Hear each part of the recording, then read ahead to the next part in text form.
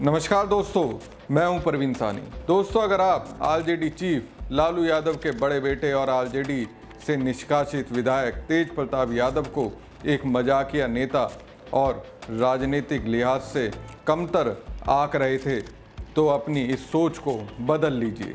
जब से वो आरजेडी से अलग हुए हैं, तब से रोज नई राजनीतिक लीलाएं कर रहे हैं।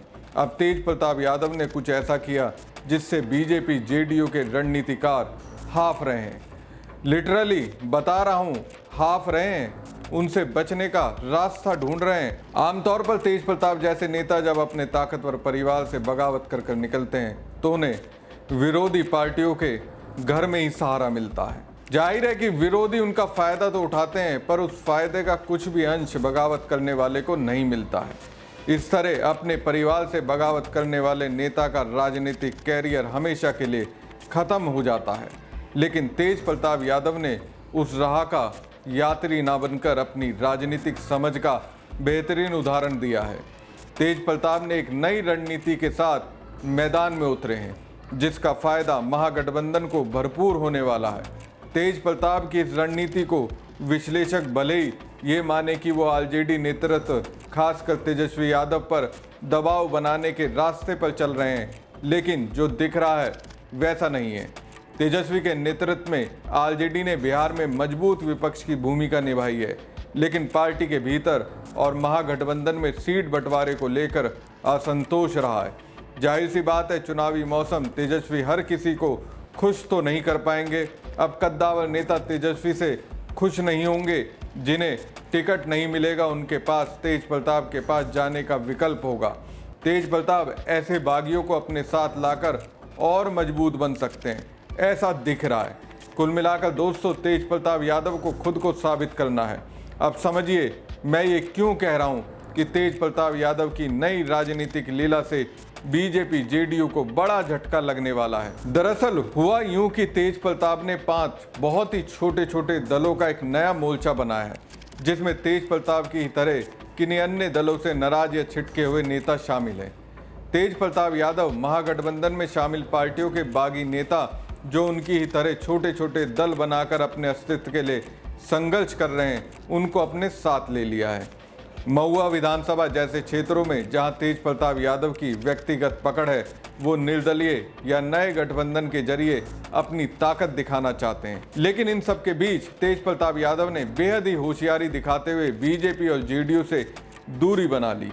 ये उनकी वैचारिक प्रतिबद्धता और सियासी रणनीति का हिस्सा है। तेज प्रताप की कोशिश सबसे ज्यादा इस बात पर है कि वो आरजेडी के बेस वोटर यादव मुस्लिम को अपने साथ तो लाएं ही, साथ ही बीजेपी जेडीयू के जो वोटर्स हैं उनमें भी अपने लिए संभावनाओं का एहसास कराएं।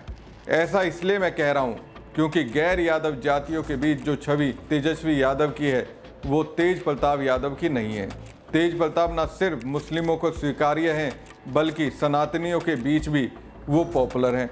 आखिर सोशल मीडिया पर तेज प्रताप यादव की कृष्ण भक्ति और शिव भक्ति की चर्चा अक्सर होती रहती है। साफ है, एनडीए के साथ अगर तेज प्रताप यादव जाते हैं तो ये उनके लिए आत्मघाती होता। ये ठीक उसी तरह से होता जैसे यूपी के पूर्व मुख्यमंत्री हिंदू हृदय सम्राट कल्याण सिंह के लिए मुलायम सिंह यादव के साथ जाना नुकसानदेह साबित हुआ था। अब अगर तेज प्रताप यादव बीजेपी के साथ जाते तो कहीं के नहीं रहते। इससे वो अपने समर्थकों से कट सकते थे। अब तेज प्रताप यादव का मुकेश सैनी की वीआईपी को बहरूपिया बताना और एनडीए की आलोचना करना इस बात का सबूत है कि वो आरजेडी के वोट बैंक में तो अपनी राह ढूंढ ही रहे हैं, साथ ही जेडीयू बीजेपी के वोटरों को भी खींचने का प्रयास कर रहे हैं। ये तय है कि तेज प्रताप का नया मोर्चा महागठबंधन के लिए फायदेमंद है और बीजेपी के लिए झटका। बिहार की सियासत में छोटे दल अक्सर गठबंधन के समीकरण बदलते रहते हैं। अगर तेज प्रताप का मोर्चा कुछ सीटों पर प्रभाव दिखाता है तो फिर समझिए एनडीए की हालत क्या होगी। इस मोर्चे की स्थिति तब अहम हो सकती है जब महागठबंधन में पहले से शामिल दलों के बीच सीट बंटवारे को लेकर तनाव पैदा हो। ऐसे में तेज प्रताप के मोर्चे में कुछ स्थानीय तौर पर मजबूत लोग शामिल हो सकते हैं। जाहिर है कि अगर ऐसा होता है तो विधानसभा में लड़ाई त्रिकोणीय हो सकती है, जिसमें जीत किसी की भी हो सकती है। अगर तेज प्रताप की ओर से उतारे गए उम्मीदवार नहीं भी जीते लेकिन एनडीए के ओर से उतारे गए उम्मीदवारों का वोट तो कट ही सकता है, जैसा कि चिराग पासवान की पार्टी ने 2020 के विधानसभा चुनाव में किया था।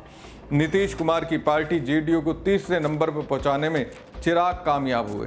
तेज प्रताप आरजेडी में रहते हुए भी सुर्खियां बटोरने में माहिर रहे हैं। उनकी इसी आदत के चलते लोग उनकी तुलना उनके पिता लालू यादव से करते रहे। लालू यादव भी अपने इस तरीके के अंदाज के चलते ही सुर्खियां बटोरते रहे और एक दिन बड़े नेता के रूप में स्थापित हो गए। तेज प्रताप अपनी सियासी शैली को बनाए रखकर कब अपनी तकदीर बदल सकते हैं, इसे कहा नहीं जा सकता। बिहार की सियासत ही नहीं, पूरे देश की सियासत में व्यक्तिगत छवि और प्रचार अहम है। तेज प्रताप इस रणनीति का इस्तेमाल करके भले ही अपने दल और मोर्चे के लिए कुछ कर पाए, पर कम से कम अपने साथ आरजेडी का भी करेंगे ही। इस मोर्चे के जरिए बिहार की राजनीति में उनकी उपस्थिति उनके समर्थकों को एकजुट करने में सक्षम हो सकती है। तेज प्रताप को अगर अपनी रणनीति में आंशिक सफलता भी मिलती है तो उनके नए मोर्चे को महागठबंधन के लिए स्वीकार्य बनाने में काम आ जाएगी। आमतौर पर अभी ऐसा लग रहा है कि तेज प्रताप के मोर्चे को महागठबंधन में जगह नहीं मिलने वाली है, लेकिन चुनाव बाद अगर तेज प्रताप की अगुवाई में मोर्चा सीटें जीतने में कामयाब हुआ तो फिर ऐसी स्थिति में महागठबंधन में उन्हें जगह मिलना तय है। आखिर सियासत में कुछ भी असंभव नहीं है। तेज प्रताप को आज की राजनीति में जो भी पहचान मिली है वो उनके पिता लालू यादव और मां राबड़ी देवी के नाम से ही मिली है। तेज प्रताप यादव के पास अभी साबित करने का मौका है, राजनीति की दुनिया में बताने का मौका मिला है। उनकी राजनीति अपनी ही बदौलत है। आरजेडी से निष्कासन के बावजूद उनके बयानों से ये स्पष्ट होता रहा है कि वो अपने परिवार के खिलाफ नहीं बोलेंगे। इशारों में अपने भाई तेजस्वी के प्रति नाराजगी जाहिर करने के बावजूद उनके खिलाफ उन्होंने एक शब्द भी नहीं बोला, बल्कि उन्हें हमेशा आशीर्वाद दिया।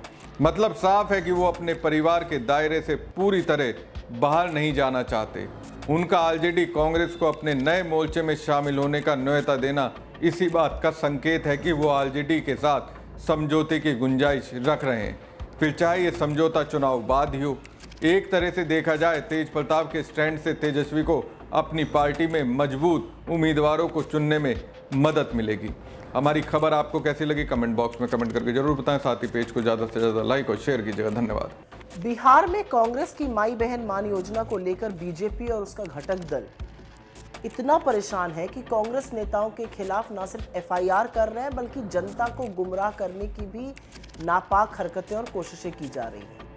ये रवैया असल में बेहद चिंताजनक और खतरनाक भी है। आखिर क्यों किसी महिला को अगर सम्मान राशि मिलेगी, उसकी मदद होगी, उसको आत्मनिर्भर बनने देखना बीजेपी को गवारा नहीं है? इतना क्यों खल रहा है ये?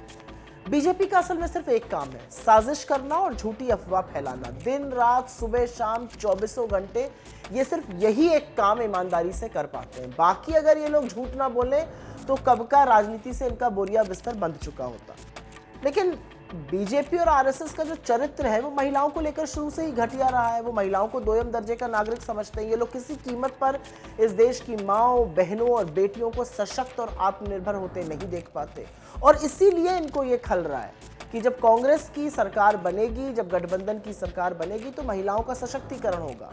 आप लिख कर ले लीजिए, जिस दिन ऐसा होगा हमारी माँ बहनों के अकाउंट में 2500 रुपए अपने आप आने शुरू हो जाएंगे और तब बीजेपी वाले सिर्फ अफवाह उड़ाते रहेंगे और झूठ बोलते रहेंगे। लेकिन बिहार की जनता ये याद रखेगी कि किसने गुमराह करने की कोशिश की थी और किसने उनकी मदद के लिए आगे आए कांग्रेस पार्टी के नेताओं के खिलाफ एफआईआर लिखी थी और भ्रम फैलाया था।